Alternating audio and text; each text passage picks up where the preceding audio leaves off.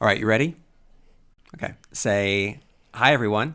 Hi, everyone. Welcome to the Stephen King Cast. Welcome to the Stephen King Cast. One man's musings One man's musings on the works of Stephen King. on the works of Stephen King. All right, high five. Great job. Each week, I will review one entry in the bibliography of Stephen King in the chronological order of publication. And this week, I will be reviewing episode 4 of Hulu's adaptation of Stephen King's 11/22/63. So, up next, I just want to read some iTunes reviews from everyone out there. And I'm not sure if I read this one, so I apologize if I already have. But this one is from Bryant, who has written in before to the podcast, a good friend of the podcast. And Bryant writes, I've only just discovered this and have only listened to the first half dozen episodes, but based on those, I'd say this is very close to being the exact type of King podcast I would make if I were the sort of person who could make a podcast. The host is very knowledgeable, very opinionated, and very good at verbalizing his thoughts. He is not boring, which is always a danger with a solo podcast, and he's got a good sense of humor. If you've got an interest in King, this one gets a very high recommendation from me. So, Bryant, thank you for the kind words, and thank you for all of the thoughts that you have provided for us with your emails. Up next, we have Dr. Nintendo, who writes, great breakdowns, great knowledge. I love Stephen King, he writes. I started reading with it when I was studying abroad in Singapore and got so caught up reading it, it took only 3 days to finish. Love this podcast for the great details and depth. The snoring dogs are also hilarious. So for first-time listeners, whenever I record, I'm in my basement, and I'm keeping an eye on my two furry co-hosts. I have 2 pugs, and actually, you'll probably be able to hear one of them. She's curled up next to me right now. So if you do hear some sort of droning in the background, it's probably one of my dogs. Up next, we have R.B. Cumber, who writes, this podcast is fantastic if you love Stephen King. The reviews and discussions are thoughtful and have gotten me thinking about things I hadn't thought before in my rereads. I love the connections with The Dark Tower. And so thank you, R.B. Cumber. And with The Dark Tower being much more in the news a lot more, I'm glad that there are so many Dark Tower emails that have been coming in, and I know that I've shared a lot of thoughts that a lot of you have written in on The Dark Tower, so I will continue to be dropping Dark Tower news as it comes out, and I'll touch upon that a little bit in this episode. And then lastly, for this week, we have Germany 2263, who writes, great! This podcast is a must for all diehard King fans. I don't even know the name of this podcaster, but he is very knowledgeable about King books and speaks intelligently regarding his reviews. This is not just a here is what happened review. This is a let's get down and dirty and discuss books, movies, and short stories podcast, and in my opinion, the best King podcast there is. So if you're a King fan, you will thoroughly enjoy this podcast. So thank you, Germany 2263, and thank you everyone for writing in. If you have not done so already, feel free to write in at either stephenkingcast@yahoo.com to share your thoughts. But also a review on iTunes will go a long way in getting the Stephen King cast out there. With 11/22 in the middle, with us being in the middle of 11/22/63 on Hulu, and with the internet being taken by storm with all of the Dark Tower news over the last couple weeks, there's a lot of interest on Stephen King, and the more reviews for the podcast, the more prevalent it becomes for anyone that happens to be seeking out a Stephen King podcast. So if you love the Stephen King cast and you want to support it, I don't ask for money, but a nice review, or just a review period. If there are any faults that you have with it, I do need critical feedback as well.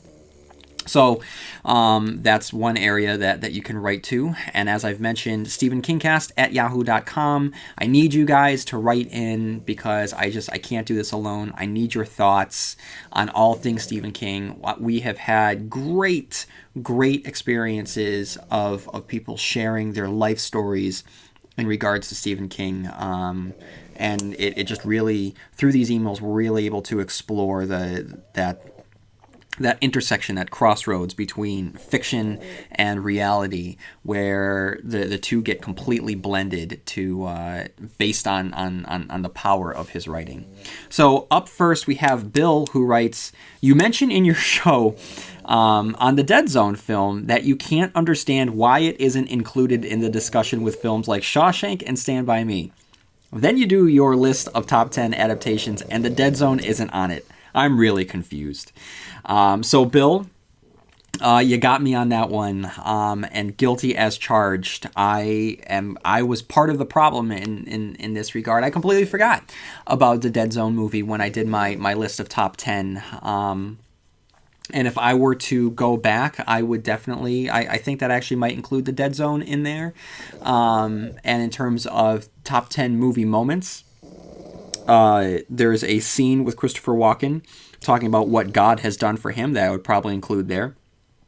And I would also probably include Frank Dodd's death by scissors in the top movie moments as well. So Bill, thank you for calling me out on that, because this is what I'm talking about, guys. I sometimes need to be checked. And then a constant listener writes, "Dear Stephen Kingcast, just a recent listener here. I've been listening to your podcast for a while and have absolutely loved it. It's a really engaging, analytical, and funny podcast and really does nail why exactly Stephen King is such a good writer. I only got into him fully in 2014.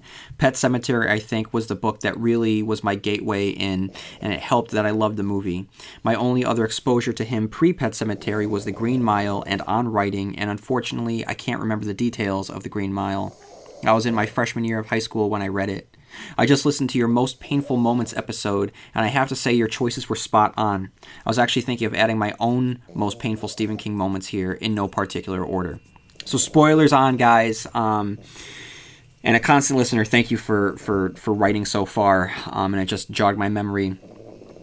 Please note that from here on out, there are spoilers for anything under the banner Stephen King. So if you don't care about spoilers, then you can continue listening. But if you do care about spoilers and you really haven't read everything under the sun, and that includes 11/22/63, then this might not be for you, because we're going to be spoiling some stuff.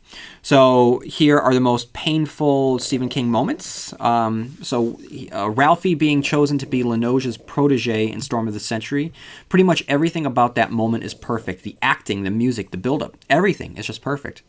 There's Linoge, and for all of the cheesy catchphrases and scary faces and all, Calm Fior really plays him with a certain calm restraint when it actually comes to the choosing the kids scene, even kind of sounding like he has to be the bearer of bad news, even though he's really just a kidnapper, plain and simple, when he tells Molly that she agreed to the terms, which makes it creepier than if he were some mustache-twirling villain. And Molly, throughout the miniseries, she's been pretty stoic, and like Mike, except for the turning point regarding the kids, has done the job, along with Tess and Ursula, of holding people together. She's had 2 instances of losing it, mostly where Ralphie's involved, but she's usually been in control, so her actually breaking down after Ralphie's chosen is even more powerful. And Mike's reaction? Ye gods. Him pleading for someone to bring Ralphie back, and I'll do anything you want, is just gut-wrenching. And yes, I completely agree with that. And so for anyone first tuning in that didn't listen to my Storm of the Century review, one of the things that I pointed out was just the fact that I said that Andre Linoge, the character, kind of tried too hard. He has a little bit too many catchphrases, and he makes too many scary faces for no reason whatsoever. But yes, I really like this character. I think he is an incredible villain for all of the reasons that you just listed. The fact that he is so logical in the end, and yeah, he kind of does come across as like the bearer of bad news. It's awesome. It's an awesome way of going about it. It makes him be more complex than you'd typically think that he would be. Up next, we have, speaking of Ursula, her finding Peter's body, I admit, is just another scene that gets me. Becky Ann Baker is just amazing in that scene, and Mike is doing his best to try and comfort her. It's, I think, one of the bits of good in Little Tall Island Linoge overlooks, the capacity for compassion in those who live there, and the capacity for heroism. He might say that the good's an illusion, and the little fables folk tell themselves to get through their day without screaming too much. But I think for all the multitudes of horrific things that Little Tall Island has kept secret, there's plenty of compassion and warmth in there as well. At the risk of going off on a tangent, I find it interesting Linoge's reaction to Mike refusing to believe that good's an illusion. He doesn't laugh. He just says with a faint sort of smile, "I know, a good boy to the last." I guess whether he's being sarcastic or not is really up to interpretation because Linoge is kind of a hard nut to crack. I guess he's more of a symbolic character on two fronts. The charming boogeyman who can steal your kids, which I think is more realistic. It's kind of like Pennywise. Clowns don't live in sewers, but there is the person who can trick your kid into thinking they're trustworthy when they're really not. I don't think Linoge is Pennywise, but in terms of the whole looks trustworthy to kids but is really dangerous thing, they are at least similar. And the manifestation of unpleasant truths that are just coming to light. And I think Mike's kind of a symbolic character in that regard too, sort of a force of goodness and hope and belief and strength to stand against evil. It might not have been enough in the end, but Mike did try. And back on topic. Sorry about that, by the way. Do not apologize. That was a great thought, and we need more thoughts like that here on the Stephen King Cast. The revelation of what happened to Vera's kids as well as her leaving the money to Dolores. And it's from Dolores Claiborne. It's just a heartbreaking reveal for the first one. And the second, well, it goes to show that Vera had her issues, to say the least, but she was not a bad person. It would have been pretty easy for King to have just gone the sort of Devil Wears Prada route and made Vera a one-dimensional sort of bad boss, but he didn't. And it's one of many reasons, in my opinion, that Dolores Claiborne is one of my personal favorites. Cancer. You hope to never hear it. But if you do, you'll want a team of experts by your side. At Trinity Health of New England, we understand the stress that comes with a cancer diagnosis. Our team of compassionate oncology specialists provide the latest treatments to take care of the whole person. We know the importance of seeing the person behind the patient because we see all of you. Learn more at trinityhealthofne.org/cancer. Read. The scene in Salem's Lot at Danny Glick's funeral, where Mr. Glick is just inconsolable and refusing to believe that Danny is dead. That was actually something I thought the 2004 version of Salem's Lot really mishandled. I haven't seen the 1979 version. Because in the movie, they kind of have another character's conversation taking over the scene, so you can't get the same emotional impact that you got in the book. And I think what really got me furious in the book was Mabel Wirtz just kind of perking up when she sees what kind of agony that Mr. Glick is going through. Thank goodness that Father Callahan was here to help Mr. Glick. Speaking of Father Callahan, him losing to Barlow was just one heck of a gut punch, especially afterwards when he's wandering about town and can't even enter his own church because something that was basically done to him. For all of Callahan's personal flaws, he really did not deserve what Barlow did to him. Callahan and Lupe Delgado. It's a pretty small part of Wolves of the Calla, but it definitely stuck with me because of the amount of emotional honesty in there. It's also the small details, like Callahan still feeling Lupe's kiss on the cheek, and Callahan's outburst about, God, he was beautiful. That, well, it definitely speaks to how good King really is with emotional honesty in his characters, I know. And Lupe's death also sucked. I mean, we didn't see much of him except through Callahan's story, but from what I saw, he seemed like a genuinely nice, decent person. And I think that's another strength of King's. I remember Brad Jones, the cinema snob, complaining about a lack of likable characters in horror nowadays. And one of King's many strengths is that he actually gives you characters you genuinely care about. And the ones you dislike are, by and large, the ones that are supposed to dislike. Even some of the dislikable ones have an aspect of pity to them. Gage's death. One of the worst parts about it, honestly, was just everyone's reaction to it. King handled it really well, just that shock and grief of losing a child in such a horrific way. From Lewis's shock, to Ellie talking about the picture of Gage, and Judd trying to comfort her, to Ellie's promise of what she'll do until Gage comes back to the funeral brawl, and then, of course, what Lewis is driven to do because of it. Alan, visiting Sean Rusk in the hospital in Needful Things. Brian's death was horrific enough, and his mother's complete indifference to it. I know it was the sunglasses kind of mind-controlling her, but it still got me angry that she ignored Brian's suicide and Sean's trauma. But seeing Sean in such a grief-stricken state, and all of that at the age of 7, really drove it home. I did like Alan's attempts to comfort him, though. It's one of the reasons I love Alan Pangborn. The man really does have a good heart, and I guess that's one of the reasons that Stephen King is awesome. There's a lot of horror here and monsters and the sort of depravity no one can really fathom, but there's also a lot of compassion, warmth, and light. Jack's last words to Danny before the hotel really takes him over. That was a powerful moment. And at the end, Dick Halloran comforting Danny about what happened at the Overlook. Completely agreed. Again, in Needful Things, Alan breaking down to Polly about Annie and Todd's death. Henry Bowers poisoning Mr. Chips and Patrick Hockstetter torturing that puppy. Both were things I had to skip while reading over it. Anyway, those are my takes on the most painful Stephen King moments. Your take on it may definitely vary, but those are my 2 cents. And thank you for reading. I hope I didn't go too long, by the way. Sincerely, a constant listener. No, you did not go too long. And this is one of the things I said in my review of the top 10 lists. I want your top 10 lists, everyone, because as Bill pointed out, I completely forgot about the Dead Zone entirely. So I think that it is important for you to be able to share your top, whether it's heroes or villains or top painful moments or whatever it is, so I can share them out, because there's definitely, I'm going to have gaps that I would like everyone to be able to fill in. And then Christian writes, Dear fellow constant reader, I've been listening and enjoying your podcast for quite a while, and I am finally writing to let you know how much I appreciate your work. For as long as I can remember, Stephen King has been my favorite writer. I remember reading some of his books at age 11 or 12, but the first book of his that really impressed me was Christine. I was home alone at age 13-ish, and I finished the book before my parents came home, and I remember being scared to leave my room or turn off the lights. The next milestone was The Dark Tower. By the time I was in high school, I was aware of the Dark Tower books, but I hadn't sought them out for some reason. But one friend gave me The Wastelands for a birthday gift, so I had to read The Gunslinger and The Drawing of the Three first. The first line of The Gunslinger is my favorite first line in any book. So evocative and mysterious, you cannot help but read on. Also, the gunning down of the residents of Tull was incredible. I read and reread those books, and the series is still my favorite of King's works. One thing I enjoy about your podcast is hearing someone else's point of view, in particular someone with a more literary approach than me. I am very much a cigar is a cigar kind of guy, and while some of your analyses are a bit out there, Dairy Queen equals Dairy Queen? Okay,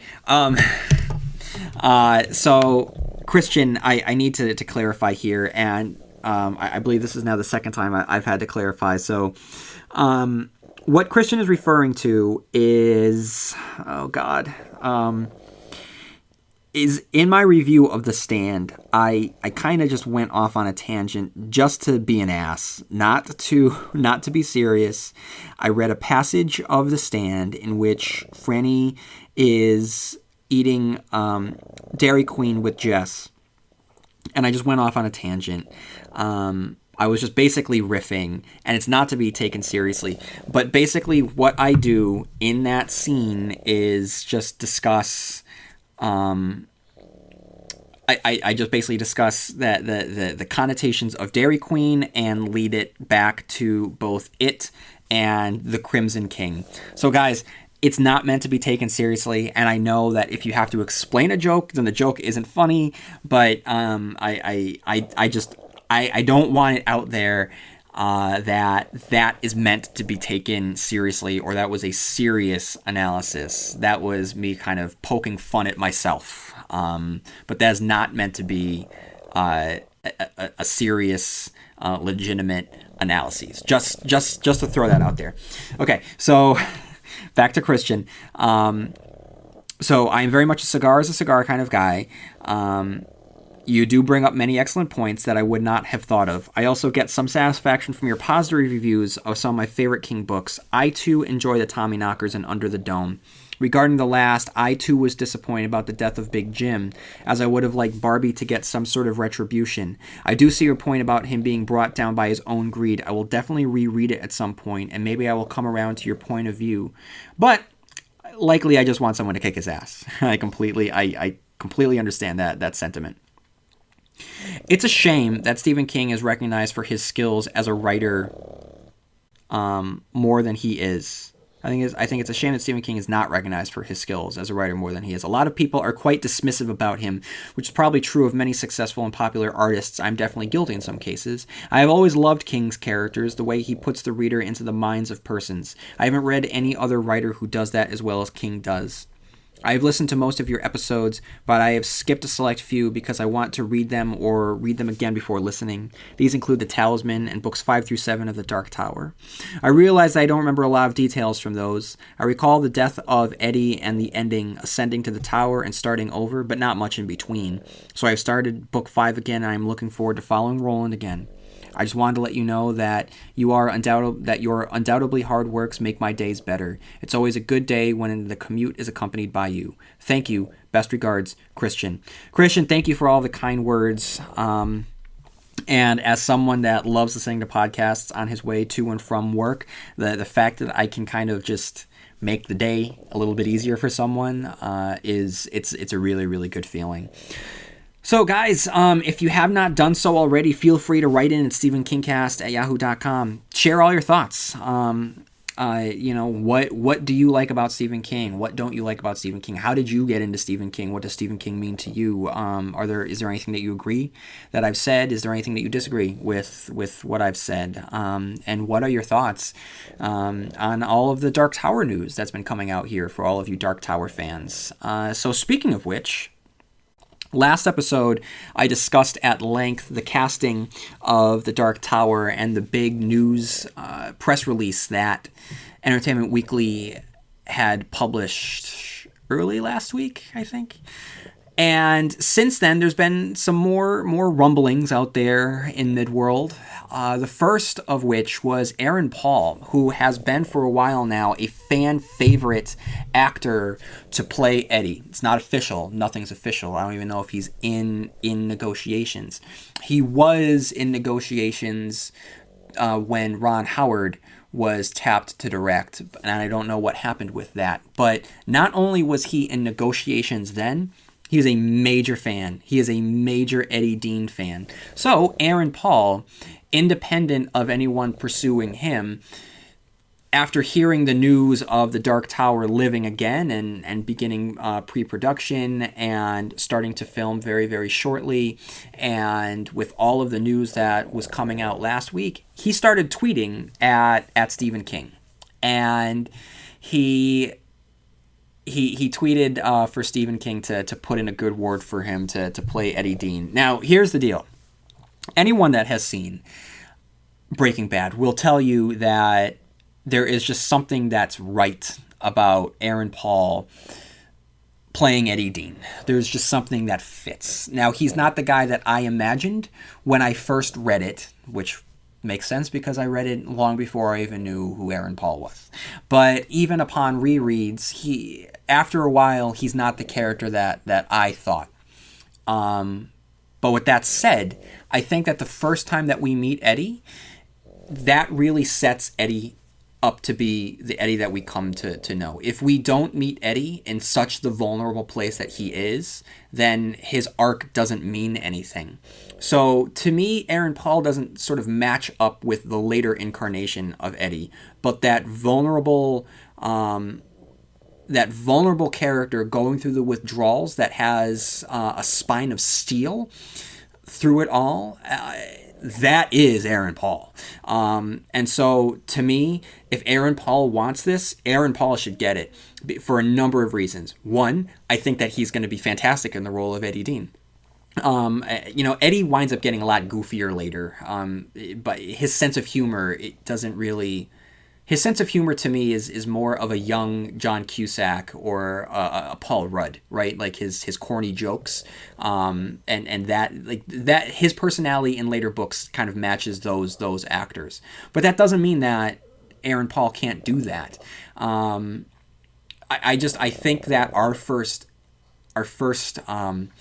meeting with Eddie is going to be so important to get right, and I think that Aaron Paul would be phenomenal. And the fact that he wants it so badly, I think that you want someone that's going to be able to love the source material. And I think that because so many fans would would love to see him in this role. I think that it would be a huge missed opportunity if you don't cast Aaron Paul in the role of Eddie Dean. So Aaron Paul is officially sponsoring, I guess, or rooting for Aaron Paul in this. Aaron Paul, if you are listening, you have my support.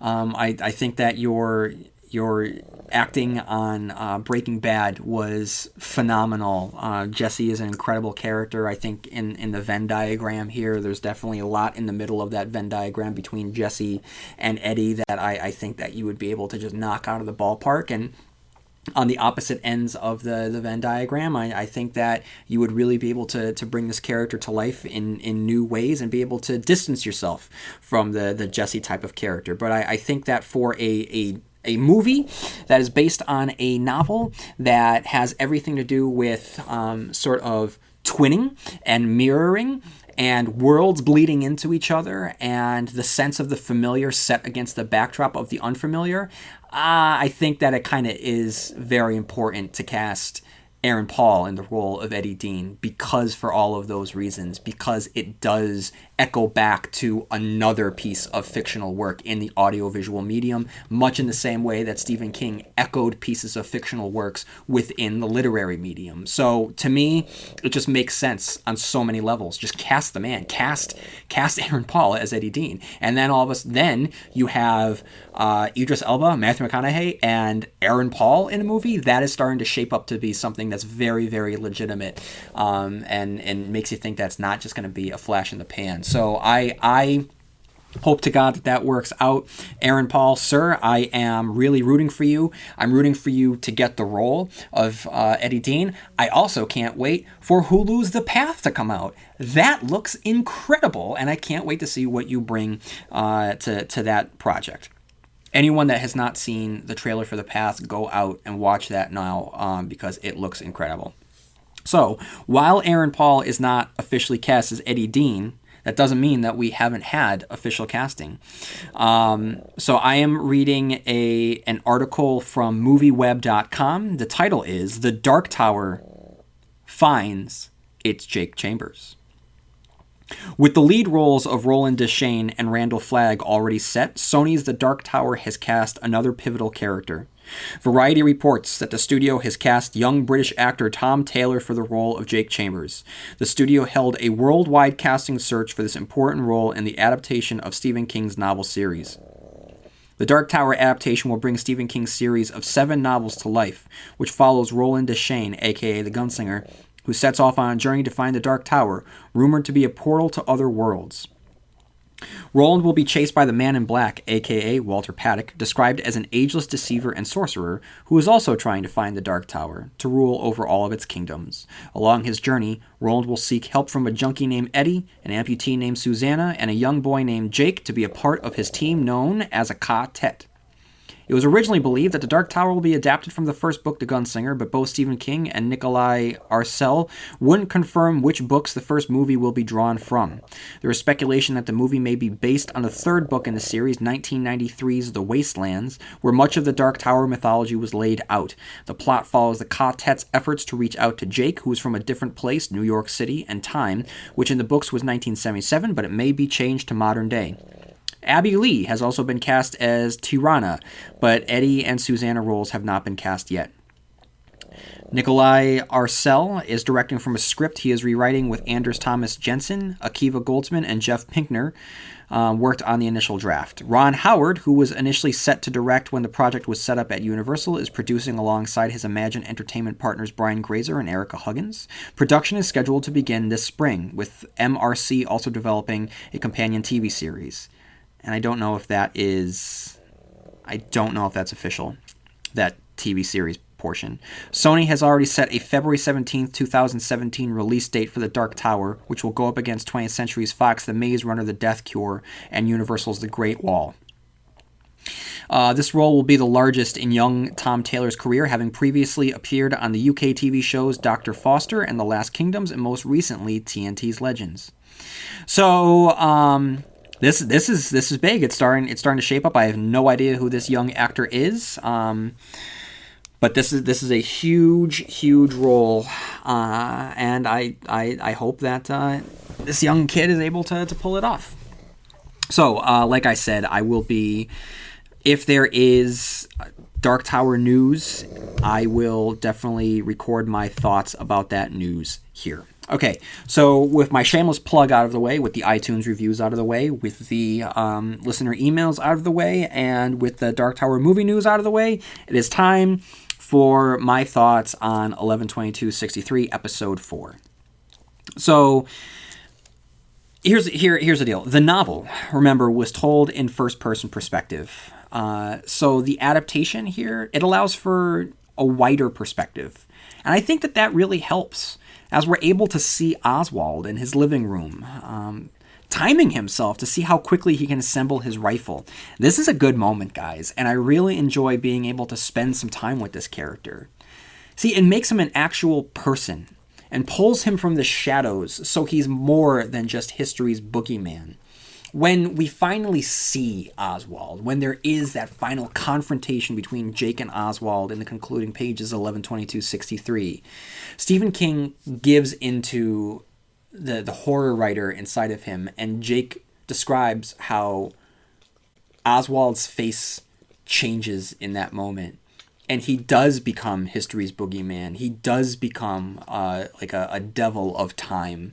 It suggests that there is something, whether it's conscious or unconscious, there's something dark and evil and monstrous within him that's just more than the dark and monstrous nature that we have within ourselves.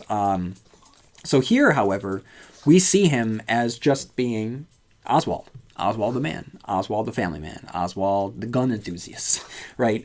So I think that this is a strength of the audiovisual medium, where we're able to get outside of Jake's head and be able to spend some more time with these actual characters and let them be actual people. You know, both Oswald and Marina, and I'll get to her in a little bit. Hey, Sonny! Sonny! Come here. Excuse me. Sorry, guys. My dog is, one of them is just exploring nooks and crannies I'd rather have him not explore.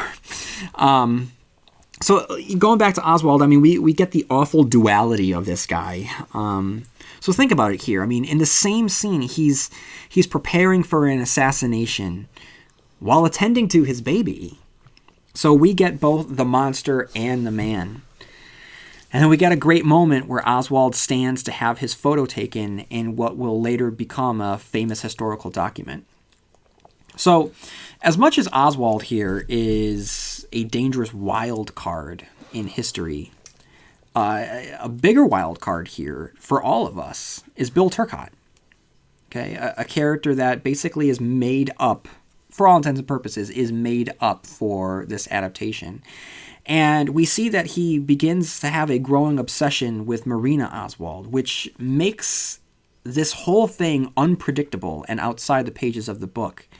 I, having read the book twice now, have no idea how this is going to impact the story. If it will. You know, in the book, there was no Bill, at least not in this capacity. So I don't have any idea where this might lead, and I love that uncertainty. I love this deviation. Meanwhile, Jake and Sadie continue to fall in love as he sings badly out of tune. He sings the Beatles, and of course this is pre-Beatles, so he uses his future knowledge to gently woo her. You know, it's tender, it's a little cheesy, and their very brief make-out sesh is interrupted by the principal, Deke, and Jake is then given a place to go to spend some time with her, the bungalows, which we saw in the book. Just as last episode showcased the everyday racism, this episode shows us the gender politics of the time. You know, in the eyes of, 1962, I believe is where they're at. Sadie is someone whose character needs to be protected by a man. So rather than being able to demonstrate affection in public, in order for her to not be shamed, she needs to hide in a bungalow. Now, this is different by PDA, by the way. Nobody likes PDA, but this is social shaming. So Jake is then set upon by Miss Mimi, who has discovered that he is not who he says he is. Again, is another example of the past pushing back. Just as he gets a lead on Oswald, Mimi shows up with the knowledge that he isn't Jake Amberson, but Jake Epping. And here, again deviating from the book, Jake is able to get himself out of his predicament by explaining that he's been given a new identity by the FBI for testifying against the Mafia. Because this takes place before the Mafia was popularized, he's then able to simply recite the plot of The Godfather, which is fun. So I like this kind of him using pop culture to help him get out of certain situations here. But what the bigger takeaway here, it isn't just fun for fun's sake. This scene is important because it's Miss Mimi urging Jake to tell Sadie the truth. So what I like here is that the sort of mom and dad figure in his life, Deke and Miss Mimi, are each not enabling him, but giving him the tools that he needs to take this burgeoning relationship that he has with Sadie and really make something with it. Deke giving him the recommendation of the bungalows where they can actually get to really, really know each other, and Miss Mimi saying, hey, listen, if you really do care about this woman, then you need to show that you care, and it's not through a quick makeout session. It's by being honest with her. So Jake and Sadie have a nice moment in the bungalow, a slow dance to Sam Cooke. Now they get to know each other a little bit more, and their growing romance is interrupted by a threatening envelope that shows pictures of them together. Now, while we'll later learn that these pictures are from Sadie's ex, for now, we're led to believe that the pictures are from the CIA or another agency, and rightfully so. Jake is living in a world of paranoia right now, unsure of whether or not Oswald is acting alone, whether or not he's just a puppet for the feds. He's not sure. So the fact that that's where his mind goes, that's completely a natural reaction for someone that's time traveling. So after a rough night of spying, back at school, Jake spots Mimi coughing, a telltale sign of incoming death. Sadie's ex then shows up, a plot development that did occur in the novel, though albeit in a different way. In the novel, it plays out as a surprise, an awful surprise with a terrible resolution, but here we get to see him coming. The threat of the ex continues to grow. It allows Sadie to reveal her trust of Jake by giving him her secret.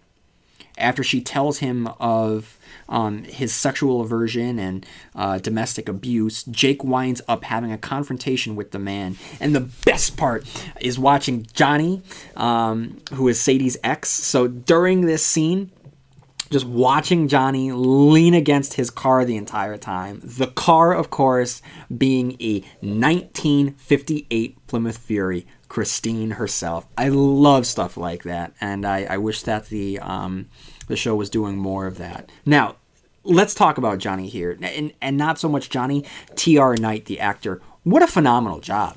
Last week, I would say that the scene stealer was, I can't remember his name, but the man playing Oswald, I think, did an incredible job last week. Here, T.R. Knight, I think, just knocks it out of the ballpark, just comes in, drops the mic, and walks off stage. There is a dangerous menace here with an impassivity that's just unbelievably off-putting. Distractedly possessed is how I describe it. So, although Jake wins the argument, it's clear that he's pushed the man off the deep edge. Now, the beginning of the episode showed Bill's growing infatuation with Marina, and the episode ends with the consequence of that. Bill, working not only for Jake but for time itself, has to let Marina be victimized by her husband. Now, for a character who was basically made up whole cloth for the adaptation, this is an incredibly well-realized and poignant character arc. It allows for some interesting possible deviations to the source material, which includes questions like, will he want to kill Oswald before Jake can prove he's working alone? Will he engage in a relationship with Marina, thereby majorly changing the course of history?